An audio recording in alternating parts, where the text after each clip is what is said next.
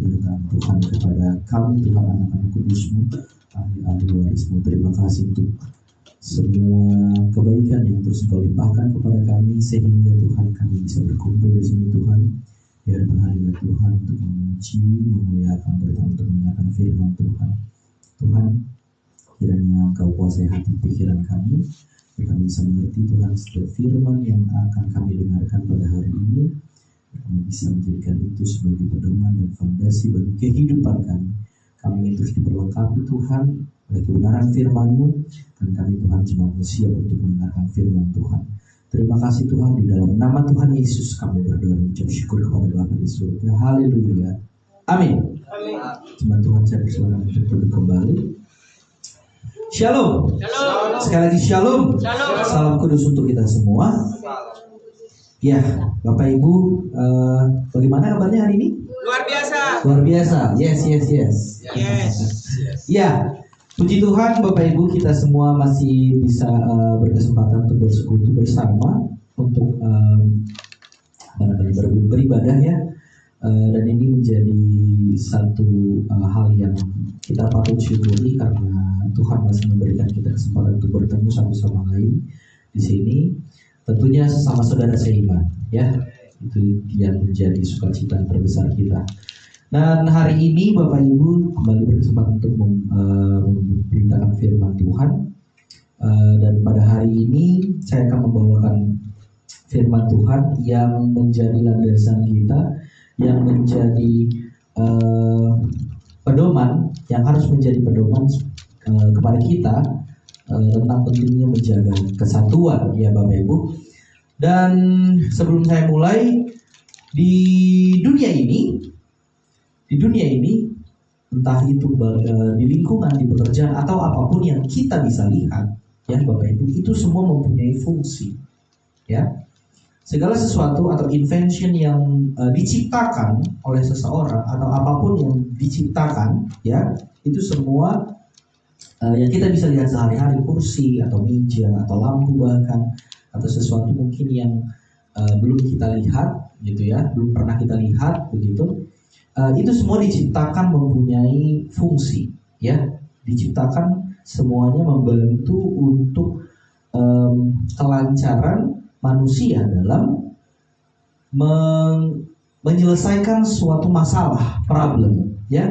Karena di kehidupan kita, entah bagian itu pekerjaan, entah apapun itu menjalani kehidupan kita, pasti kita mempunyai satu permasalahan atau hal yang membuat kita harus mempunyai sesuatu untuk bisa membantu kita menyelesaikan itu, ya.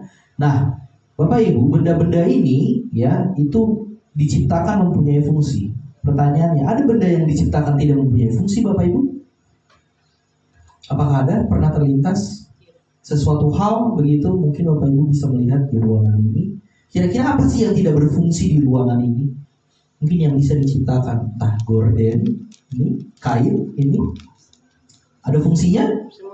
Ada fungsinya. Atau mungkin apa yang mungkin kira-kira agak kurang ada fungsinya ya?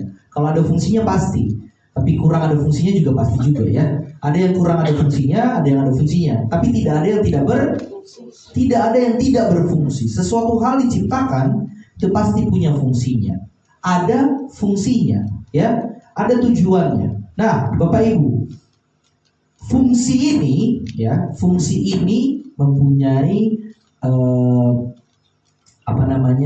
hal yang harus kita tahu. Kita harus mengetahui apa itu benda itu, supaya itu bisa membantu kita menyelesaikannya.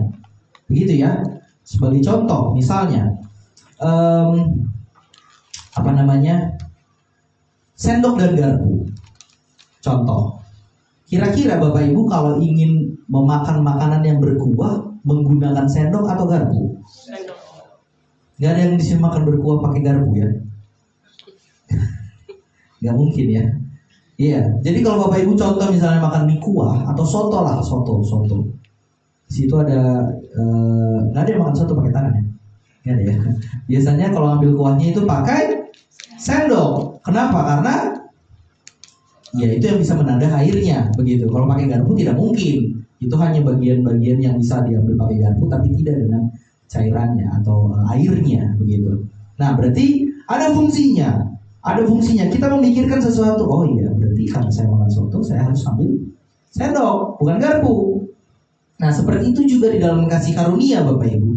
Kita juga harus mengetahui firman Tuhan. Di dalam firman Tuhan kita juga harus mengetahui dan memikirkan, Bapak Ibu, apa fungsi ya dari setiap kata-kata Allah, setiap dari firman Tuhan yang kita dengarkan, yang kita baca. Apakah itu memang berfungsi saat ini atau tidak berfungsi saat ini?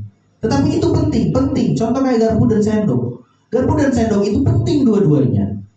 Tetapi ada yang lebih penting ketika kita sedang memakan sesuatu hal yang memang itu ditujukan lebih berfungsi sendok dibanding garpu, betul ya? Garpu bukan tidak berfungsi ketika kita tidak memakainya.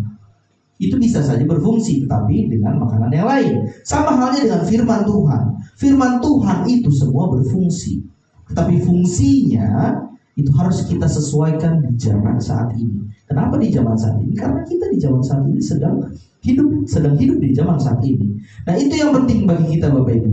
Dan saat ini saya akan membahas tentang fungsi dari kasih karunia. Loh, kok fungsi kasih karunia? Kita sekarang hidup di zaman kasih karunia.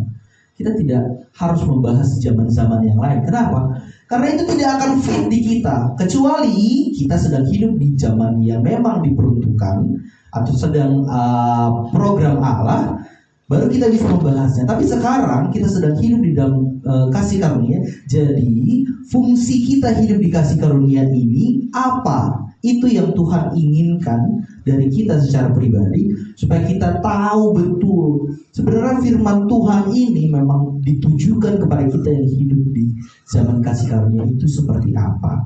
Begitu. Bukan berarti Bapak Ibu firman yang lain itu tidak berfungsi. Berfungsi juga. Berfungsi sebagai apa? Berfungsi sebagai pengetahuan. Ya, berfungsi sebagai pengetahuan Bapak Ibu semua. Tetapi untuk dijalankan saat ini, kita harus tahu supaya kita tidak sesat, Bapak Ibu. Amin ya? Amin. Ya, amin. Nah, hampir semua Bapak Ibu orang di dunia ini menyukai pepatah bersatu kita teguh, bercerai kita runtuh. Ya, Bapak Ibu. Lalu, seberapa pentingkah Bapak Ibu menjaga kesatuan? Nah, ini kalau kesatuan ini menjadi satu hal yang sulit dilakukan, tetapi susah-susah gampang sebenarnya. Ya, menjaga kesatuan ini menjadi hal yang susah-susah gampang. Apalagi menjaga kesatuan di dalam jemaat tubuh Kristus. Ya, Bapak Ibu, mari kita lihat dan dengarkan penjelasan firman Tuhan. Saya membawa kita untuk membuka teks firman Tuhan dari Efesus pasalnya yang keempat. Dari Efesus pasalnya yang keempat, ayatnya yang ke-11, Bapak Ibu, sampai dengan yang ke-16. Kita harus mengetahui, Bapak Ibu, di dalam zaman kasih karunia ini apa sih yang sedang berjalan? Apa sih sesuatu hal yang memang valid dilakukan di dalam kasih karunia? Ya, Efesus pasalnya yang keempat, ayat yang 11 sampai dengan 16. Kita akan membacanya bersama-sama ya, Bapak Ibu. 1, 2, 3. Dan dialah yang memberikan baik rasul-rasul maupun nabi-nabi, baik pemberita-pemberita Injil maupun gembala-gembala dan pengajar-pengajar, untuk memperlengkapi orang-orang kudus bagi pekerjaan pelayanan, bagi pembangunan tubuh Kristus. 13. Sampai kita semua telah mencapai kesatuan iman dan pengetahuan yang benar tentang anak Allah, kedewasaan penuh dan tingkat pertumbuhan yang sesuai dengan kepenuhan Kristus. 14. Sehingga kita bukan lagi anak-anak yang diombang-ambingkan oleh rupa-rupa angin pengajaran, oleh permainan palsu manusia dalam kelicikan mereka yang menyesatkan. 15. Tetapi dengan teguh berpegang kepada kebenaran di dalam kasih, kita bertumbuh di dalam segala hal ke arah Dia, Kristus yang adalah kepala. 16. Daripadanya lah seluruh tubuh yang rapi tersusun dan diikat menjadi satu oleh pelayanan semua bagiannya sesuai dengan kadar pekerjaan tiap-tiap anggota, menerima pertumbuhannya dan membangun dalam kasih. Nah, ini bagian dari ayat firman Tuhan, ini bagian dari perikop dengan judul kesatuan jemaat dan karunia yang berbeda-beda. Nah, ternyata sesuatu hal yang berbeda-beda itu harus punya tujuan atau harus punya satu kesatuan. Begitu, ya. Nah, Bapak Ibu, di ayat yang ke-11, Yesuslah yang mengaruniakan. Kalau di situ jelas, di situ dikatakan 11, itu ada beberapa person atau yang Tuhan karuniakan, ibaratnya kelengkapan gerejawi, pekerja-pekerja di dalam gereja. Ya, di situ ada pemberita Injil. Pertama rasul-rasul, nabi, kemudian pemberita Injil, gembala dan pengajar. Ya, Yesuslah yang mengaruniakan kelengkapan pekerja-pekerja di dalam membangun tubuhnya, yaitu gereja tubuh Kristus. Bapak Ibu, pertanyaan pertama, siapa tubuh Kristus itu? Siapa tubuh Kristus itu? Orang kudusnya Tuhan. Kita. Jadi jangan ragu, tubuh Kristus itu adalah kita. Ya, setiap orang yang percaya, yang telah dimeteraikan dengan Efesus 1 ayat 13, ya. Kemudian ada di 1 Korintus 12 ayat 13, kemudian 27. Di situ Bapak Ibu bisa melihat bahwa kita orang percayanya Tuhan yang telah dimeteraikan dengan Roh Kudus. Kemudian di ayat yang ke-11 Bapak Ibu, di situ dikatakan ada berapa macam karunia yang diberikan oleh Allah sendiri kepada kita. Di ayat yang ke-11, menurut ayat ke-11 ada nabi, rasul, 2, pemberita Injil, 3, kemudian gembala, 3, terakhir pengajar, ada 5. Kira-kira di zaman sekarang kasih karunia ada berapa? 3. Pemberita Injil. 2 ini kemana, Bu? Udah stop duluan. Udah duluan. Nabi-nabi dan rasul berarti yang tidak ada zaman sekarang. Hah? Sudah selesai. Beberapa rasul, beberapa nabi, beberapa pemberita Injil, kalau bisa kita lihat kita namakan evangelis, beberapa gembala, pastors, dan beberapa pengajar, teachers, ya. Nah, kalau di dalam KJV di situ dikatakan some. Some itu berarti beberapa, ya. Beberapa menunjukkan bahwa tidak semua orang percaya di dalam jemaat tubuh Kristus adalah rasul. Tidak semua di dalam gereja tubuh Kristus itu adalah nabi, pemberita Injil, ataupun gembala, ataupun pengajar. Ya, artinya di dalam gereja tubuh Kristus itu ada keberagaman. Ya, di dalam gereja tubuh Kristus ada keberagaman sesuai dengan karunia yang diberikan oleh Allah sendiri. Nah, dari keragaman tersebut, fungsi-fungsinya ada peranan yang khusus kepada itu. Peranan yang khusus dalam setiap anggota tubuh Kristus, Bapak Ibu, yang perlu dijaga, tidak hanya dijaga, tetapi juga perlu dikembangkan untuk bisa melayani dan membangun tubuh Kristus, membangun pertumbuhan iman kita semua. Jadi di dalam satu gereja tubuh Kristus pasti ada yang namanya gembala, ada yang harus bisa mengajar, ada harus juga yang bisa memberitakan Injil. Ya, nah itu sama. Dan di dalam sebuah gereja harus ada beberapa jemaat Tuhan yang mempunyai yang Tuhan titipkan talentanya di situ, begitu ya. Namun Bapak Ibu, yang perlu kita ketahui bahwa 2 macam karunia, ya, yang terdapat dalam daftar fungsi karunia di ayat 11 tadi sudah berhenti, yaitu yang mana? Nabi dan rasul. Begitu, nabi dan rasul itu tidak ada lagi saat ini.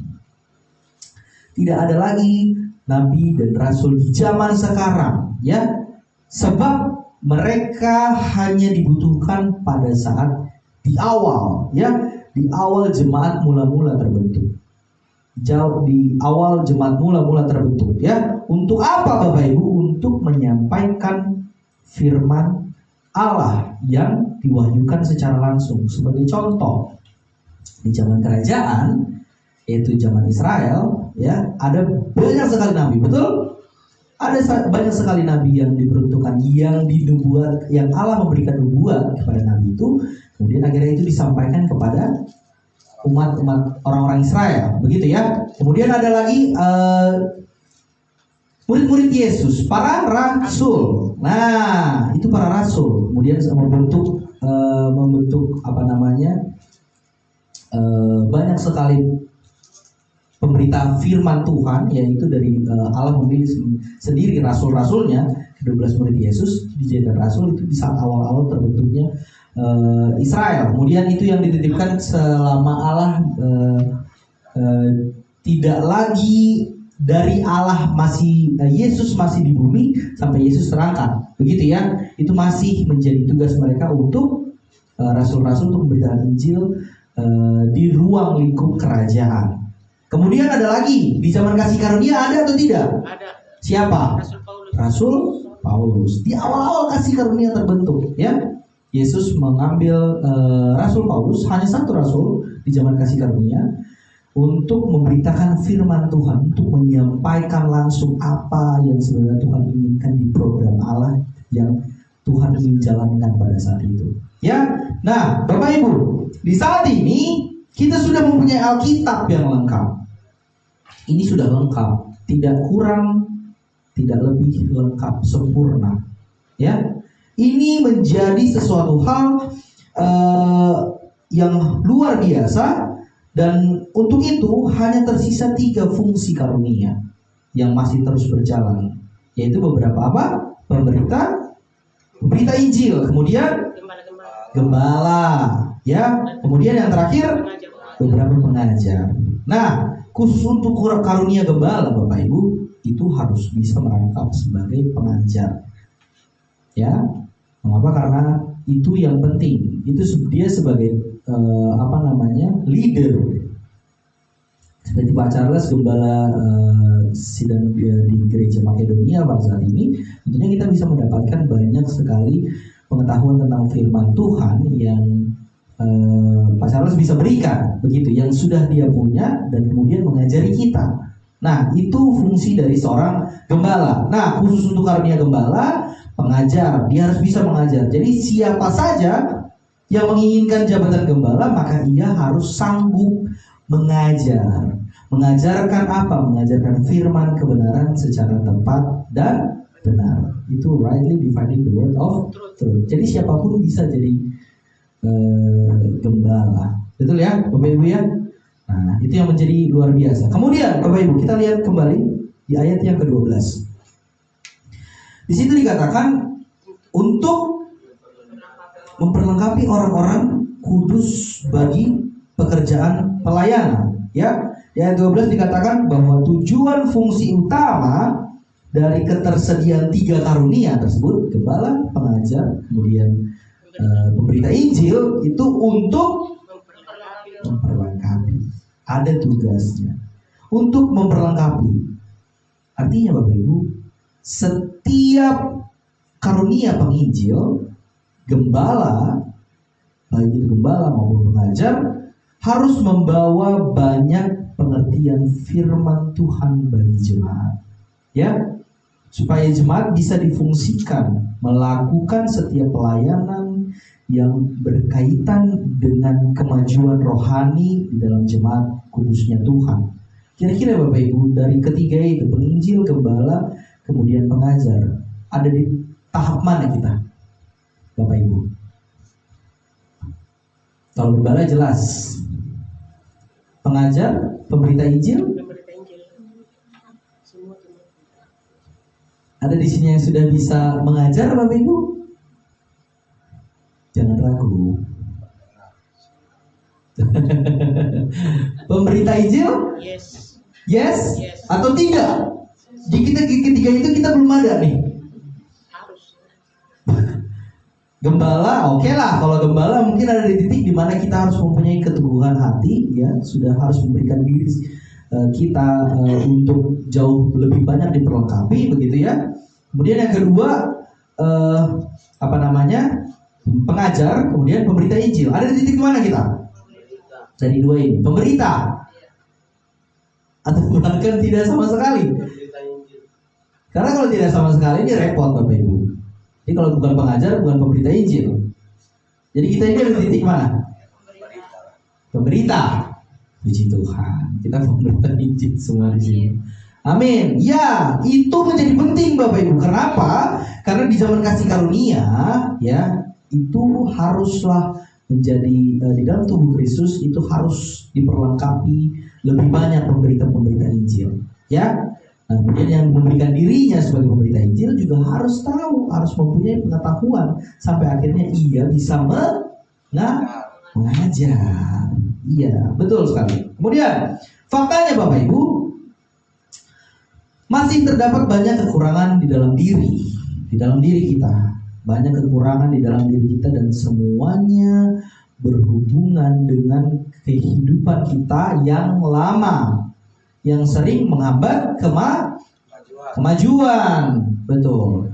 Seringkali hal-hal seperti itu Bapak Ibu menjadi salah satu hal yang harus kita hindari, ya, sehingga kita harus memperoleh banyak sekali pengertian akan firman, banyak sekali pengertian akan kebenaran kasih karunia Tuhan, supaya kehidupan kita ini bisa semakin maju. Sesuatu hal yang menghambat di dalam hidup kita itu harus kita hilangkan. Sesuatu hal yang menghambat di dalam hidup kita untuk maju, kita tahu hal ini menghambat kita untuk maju, kita harus bisa selesaikan itu dan kita harus bisa melangkah maju. Nah, ini penting bagi kita. Kenapa? Karena seseorang di dalam tubuh Kristus, apalagi jemaat yang punya pikiran seperti itu bukan lagi pikiran yang sepele atau anak-anak dalam hal pengetahuan kebenaran, tetapi kita menjadi lebih matang, kita menjadi lebih dewasa. Karena pada dasarnya orang dewasa bisa memutuskan sesuatu. Kira-kira dari orang tua semua yang ada hadir di sini, apa yang diinginkan oleh anak, pastilah tentunya itu menjadi pertimbangan orang tua untuk memperbolehkan anak itu mengambil suatu keputusan. Betul? Kira-kira contoh misalnya Joel ini menginginkan sesuatu. Kira-kira apakah dia bisa menginginkan itu sesuai dengan kehendaknya atau memang orang tuanya? Orang tua, betul. Jadi yang mengambil keputusan adalah orang tua. Kenapa? Karena orang tua jauh lebih dewasa, jauh lebih tahu apa yang menjadi kebaikan anak-anaknya. Tidak diperbolehkan anak itu mengambil suatu keputusan sendiri kalau dia masih bahkan menjadi masih terus mencari jati dirinya, bahkan apalagi masih dalam keadaan anak-anak. Itu sebabnya Bapak Ibu, kita sebagai jemaat Tuhan di dalam gereja tubuh Kristus yang dewasa bisa mengambil keputusan kita sendiri terhadap apa yang harus kita jalani sebagai jemaatnya Tuhan. Nah, orang-orang percaya di gereja Makedonia ini jangan sampai ada di Bapak Ibu. Jangan ada yang lari dari tanggung jawab. Tidak boleh ada yang lari dari tanggung jawab. Tidak boleh ada yang kabur, ya, untuk memberikan dirinya diperlengkapi oleh firman Tuhan. Ya, Bapak Ibu, kita tidak dapat melarikan diri dari hadapan Tuhan. Kenapa? Karena nanti ketika kita selesai, kita tidak lagi di dunia ini, akan ada kursi pengadilan Kristus atau KPK. Kita akan diadili semuanya. Orang percaya diadili semuanya. Jadi kita tidak akan bisa lepas dari apapun yang kita lakukan di dalam dunia ini. Nah, itu yang harus menjadi pegangan, yang harus menjadi renungan bagi kita ketika kita masih hidup di dunia saat ini. Ya, amin ya Bapak Ibu.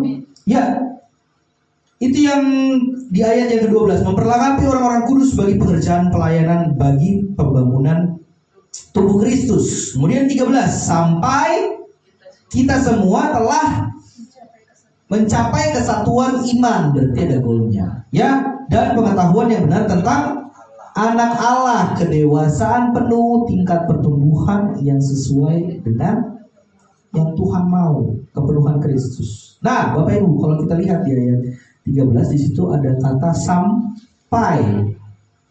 Sampai. Berarti ada goal. Ada goalnya. Berarti ada jarak. Ada jarak. Kalau ada kata sampai kita semua telah mencapai kesatuan iman. Berarti ada jaraknya untuk mencapai kesatuan iman itu. Jarak yang harus ditempuh.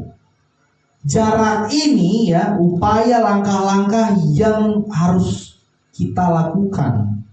Kita lakukan bukan dengan cara yang Tuhan tidak mau. Bukan secara acak. Ya, acak. Atau bukan dengan cara pasif. Tahu pasif ya? Diam. Pasif itu diam. Menunggu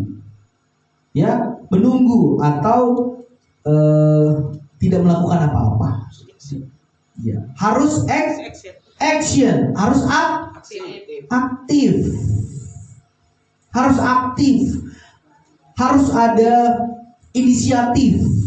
Ya, harus ada inisiatif sehingga tampak ya setelah itu ada tiba. Ya, tiba itu apa arti dari kata tiba? Sampai tiba pada apa yang sebelumnya menjadi sasaran yang diharapkan. Nah, itu yang penting. Proses itu yang penting. Faktanya Bapak Ibu, ada beberapa orang percaya yang berhenti bertumbuh. Ada orang percaya yang berhenti bertumbuh dan lari dari kenyataan iman. Lari dari kenyataan iman, lari daripada hal yang seharusnya Tuhan inginkan ketika dia sudah menjadi orang yang percaya. Apakah keselamatannya hilang? Tidak, sayang sekali tidak. Tuhan itu baik banget. Kita pun memilih jalan lain, gitu ya. Ketika kita sudah selamat, akhirnya kita tidak mau memperlengkapi hidup kita, keselamatan kita tidak hilang.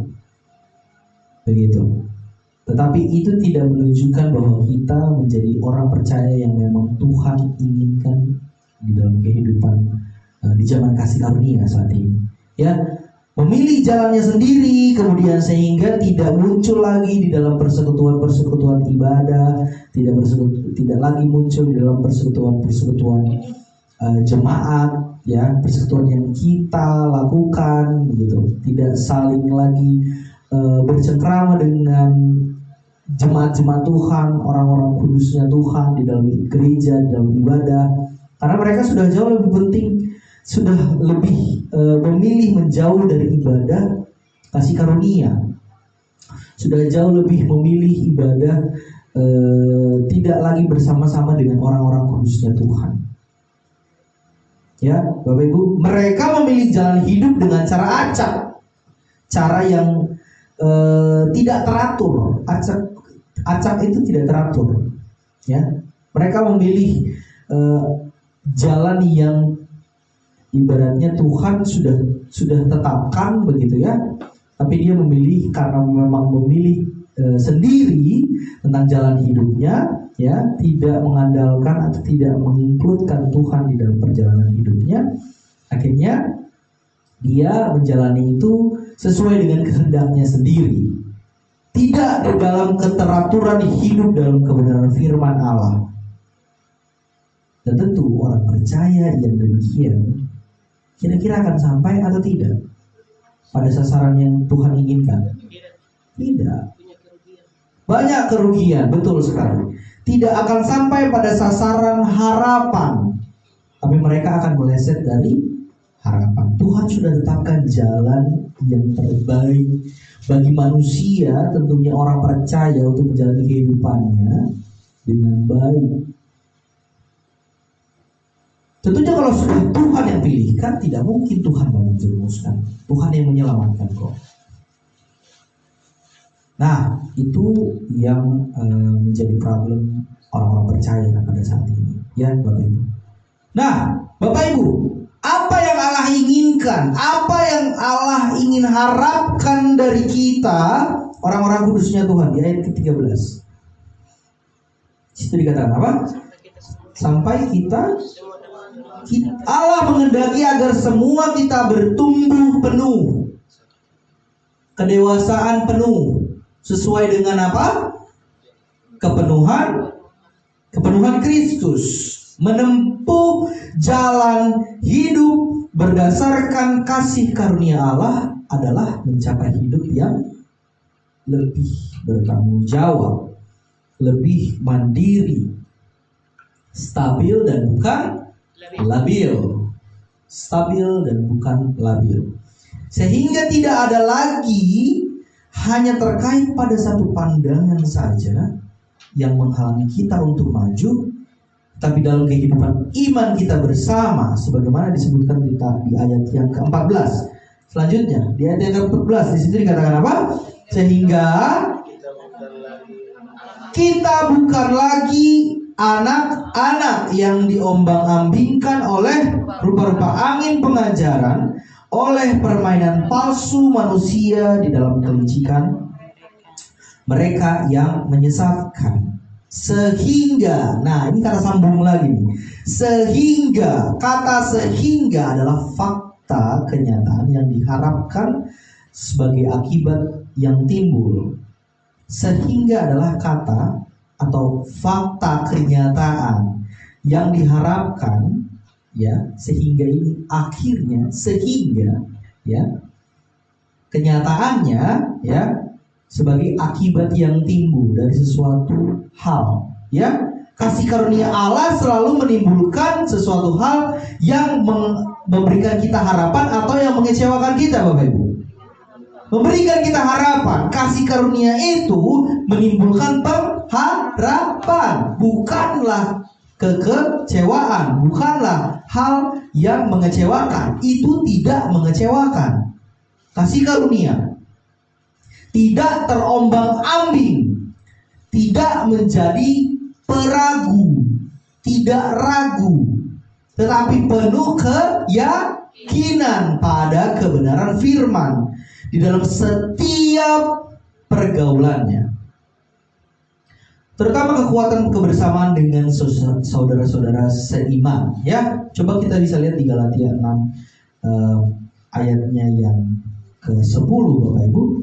Galatia ayat yang ke-6 sampai dengan 10, di situ dikatakan, karena itu selama masih ada kesempatan bagi kita, marilah kita berbuat baik kepada semua orang nih. Titik. Apa sampai situ? Koma. Tetapi apa kata terutama? Apa arti kata terutama? Khusus. Yang terpenting. Top of mind. Berbuat baiklah kepada semua orang. Betul. Tapi tidak hanya sampai situ orang percaya harus melakukannya. Terlebih, terutama kepada kawan-kawan kita. Apa semua yang ada di ruangan ini kita semua seiman? Yes. Harus diutamakan kepada kawan-kawan kita seiman. Apakah bukan berarti kalau tidak seiman kita tidak boleh bantu? Boleh. Tuhan tadi katakan apa? Berbuat baiklah kepada semua orang. Semua orang ini berarti mengeneralisasi semua orang yang namanya manusia. Ya kita memang harus berbuat baik. Betul. Gitu. Tetapi harus diutamakan kepada saudara seiman. Karena memang itu yang harus dilakukan di dalam gereja tubuh Kristus. Karena kita ini semua sama-sama anggota. Sama-sama anggota tubuh Kristus. Karena Yesus adalah kepala, sesama anggota yang harus kita bisa mengecek satu sama lain. Kita harus bisa memberikan perbuatan baik kita jauh lebih banyak kepada saudara-saudara seiman. Karena karunia kehidupan yang Allah titipkan kepada setiap orang percaya yang mau terus bersedia diperlengkapi dengan firman Allah, akan difungsikan, ya, akan Allah fungsikan kehidupannya untuk menjadi sebuah kekuatan yang besar, menjadi berkat bagi sesama atau banyak orang. Begitu. Jadi bukan asumsi pribadi Bapak Ibu yang mau ditampilkan dalam menjaga kesatuan jemaat tubuh Kristus, ya, melainkan keyakinan akan kebenaran rahasia Kristus yang mendewasakan rohani kita semua. Jadi kita semua yang hadir di sini Bapak Ibu tentunya ingin kita semua bisa sama-sama maju. Ketika ada yang lemah, harus kita bantu. Bagaimana sih sebenarnya kita bisa menjadi kuat supaya dia juga bisa menjadi kuat. Karena tentunya di dalam kehidupan kita manusia tidak semua bisa menjadi kuat. Kalau kita masih hidup di dalam daging, kedagingan ini memang sangat-sangat melemahkan, betul ya? Daging ini melemahkan. Tapi apa yang menguatkan? Roh Kudus yang menguatkan. Ketika ada satu yang lemah anggota tubuh kita, kita harus tahu dan posisikan diri kita sebagai orang yang bisa menjadi mengajak jauh lebih banyak, begitu ya, lebih intens kepada anggota-anggota yang lain supaya kita bisa sama-sama maju, Bapak Ibu. Dan itu hal yang penting. Kemudian Bapak Ibu, selanjutnya di ayat yang ke-15. Di ayat yang ke-15 dikatakan, kemudian ada ayat sambung lagi di situ. Tetapi dengan teguh berpegang kepada kebenaran di dalam kasih, kita bertumbuh di dalam segala hal, betul. Tetapi, kata tetapi menunjukkan hal yang sebaliknya. Tapi itu tidak lengkap, ya. Tapi, ya, hal yang harus sebaliknya. Tetapi, ya, daripada terbawa arus dunia yang sia-sia, ya, Bapak Ibu, karena tadi dikatakan kita bukan anak-anak yang diombang-ambingkan oleh rupa-rupa angin pengajaran, oleh permainan palsu manusia dalam kelicikan mereka yang menyesatkan, tapi dengan teguh berpegang kepada kebenaran. Daripada terbawa arus dunia yang sia-sia atau mengejar angan-angan yang liar, Bapak Ibu, bahkan menyesatkan, jauh daripada harapan yang Tuhan inginkan, harapan dari kehendak Allah, ya Bapak Ibu, maka lebih baik kita sengaja mengambil sikap tegas, berpegang teguh pada kebenaran firman kasih karunia. Jangan fokus kepada cerita-cerita, dongeng-dongeng yang diiklankan oleh dunia ini. Hati-hati Bapak Ibu. Banyak sekali godaan, banyak sekali jebakan yang bisa menjerat orang percaya jika tidak bertumbuh dalam kebenaran Kristus sebagai kepala gereja, kepala tubuh.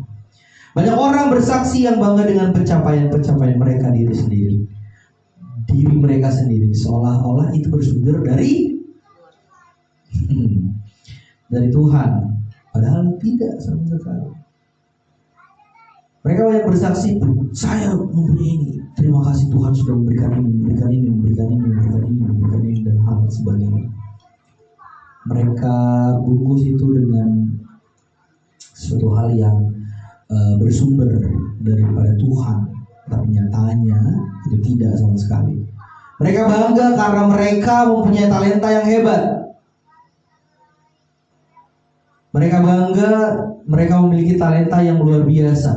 Perlu nggak sih? Tapi kalau kita bangga dengan talenta yang Tuhan berikan, perlu juga. Tetapi yang menjadi hal harus kita ingat, apapun itu, tapi jika itu tidak terhubung dengan kasih karunia Allah, itu sia-sia sama sekali. Ya, tidak berkontribusi pada kemajuan tubuh Kristus.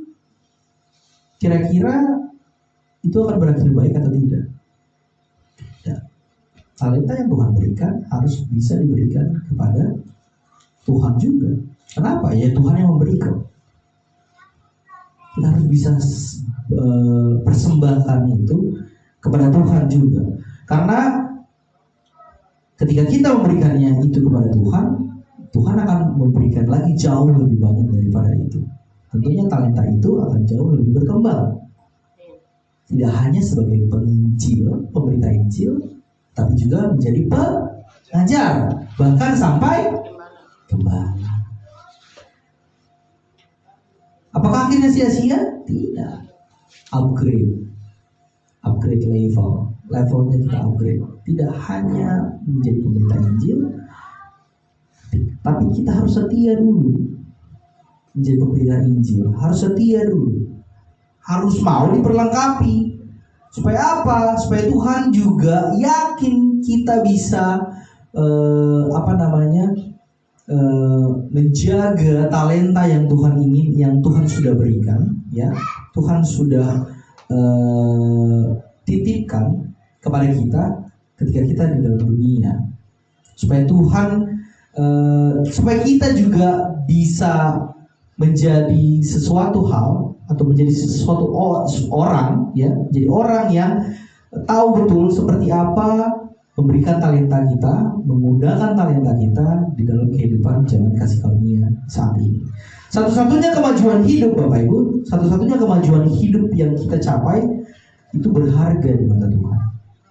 Nah, apabila kehidupan kita dirajut oleh kasih karunia, oleh kasih karunia yang sempurna, sebagaimana dikatakan di ayat yang terakhir 16 itu dikatakan apa? Dari siapa? Daripada Yesus yang adalah kepala. Daripadanya lah seluruh tubuh yang apa? Yang rapi tersusun. Tidak hanya rapi tetapi juga diikat menjadi satu pelayanan oleh semua bagian. Oleh pelayanan semua bagian. Menunjukkan hanya Roh Kudus yang sanggup mengerjakan susunan-susunan kehidupan kita yang jauh lebih baik. Kita tidak memiliki sendiri gagasan yang lebih baik tentang kehidupan yang berkenan kepada Tuhan. Tapi Allah sendirilah yang akan memberikan pemahaman, pengetahuan tentang apa yang harus kita lakukan dalam kehidupan kita saat ini. Ya, Bapak Ibu. Amin ya. Amin. Dan Roh Kudus lah Bapak Ibu yang akan meletakkan semua fungsi-fungsi talenta. Kenali diri, talenta apa yang kita punya. Setelah tahu, apakah kita diamkan? Tidak. Apa yang harus kita lakukan? Asah. Bagaimana caranya? Memberikan diri untuk dilibatkan di dalam pelayanan. Kalau Bapak Ibu tahu apa talenta Bapak Ibu, itu jangan didiamkan Bapak Ibu. Nanti talenta itu lama-lama hilang. Kenali dirinya. Saya jago ngomong, contoh. Vokal, bisa bernyanyi. Berikan diri. Saya saya punya PD yang tinggi, gitu, ya, bisa bersaksi ke depan ataupun punya jiwa pemimpin, bisa memberikan diri untuk menjadi pembawa acara, atau bisa merangkai kata-kata yang baik, yang bagus, begitu, bisa menjadi tentunya yang bisa tahu betul bagaimana apa yang sedang terjadi dialami oleh jemaat-jemaat Tuhan, kemudian itu bisa disampaikan ke Tuhan lewat doa, syafaat, atau apapun itu. Ya, itu menjadi penting bagi kita. Jadi harus kita bisa mengenali diri kita, supaya kita bisa diperlengkapi oleh Tuhan Yesus. Kita makin diperlengkapi dan menjadi orang percaya yang punya banyak talenta. Amin ya? Amin. Yes, itu betul. Dan itu harus kita lakukan. Baik Bapak Ibu, supaya masing-masing dari kita juga menjadi lebih sempurna, ya, sehingga kita sanggup mencapai maksimal maksimal untuk dapat saling membangun, maksimal untuk saling melengkapi, memberikan diri kita saling melayani, dan terus bertemu dan berbuah di dalam kasih Tuhan. Tuhan akan menjauhkan perpecahan bagi semua orang percaya yang memiliki hati ingin melayani, ya. Tetapi memperkuat juga kesatuan kita di dalam persekutuan kasih karunia, yaitu tubuh Kristus abadi, tempat kita merasakan damai sejahtera selamanya. Amin. Mari kita bersatu dalam doa. Terima kasih Tuhan Yesus, kami bersyukur kepada-Mu Allah Bapa di surga untuk segala kesatuan hati yang Tuhan sudah tetapkan dan Tuhan sudah berikan kepada kami semua. Tuhan Yesus, terima kasih untuk firman yang sudah kami dengarkan Bapa. Kami percaya Tuhan, jemaat-jemaat Tuhan, orang-orang kudusnya Tuhan, orang-orang yang sudah termeteraikan Roh Kudus di dalam hati kami, di dalam pikiran kami Tuhan. Kami ingin memberikan diri kami untuk diperlengkapi. Kami ingin memberikan diri kami untuk ikut melayani di dalam ibadah pemberitaan firman Tuhan, di dalam apapun itu yang menjadi keinginan Tuhan kepada kami sebagai anggota-anggota tubuh Kristus. Kami ingin mencapai kesatuan iman yang penuh terhadap kebenaran firman Allah. Karena kami percaya Bapak, bahwa setiap talenta yang kami miliki mempunyai fungsi yang baik untuk pemberitaan firman Tuhan, mempunyai fungsi yang baik untuk gereja tubuh Kristus. Dan kami ingin Tuhan, setiap fungsi, setiap talenta bisa kami fungsikan dengan baik, supaya makin banyak Tuhan jiwa-jiwa yang dimenangkan untuk Tuhan.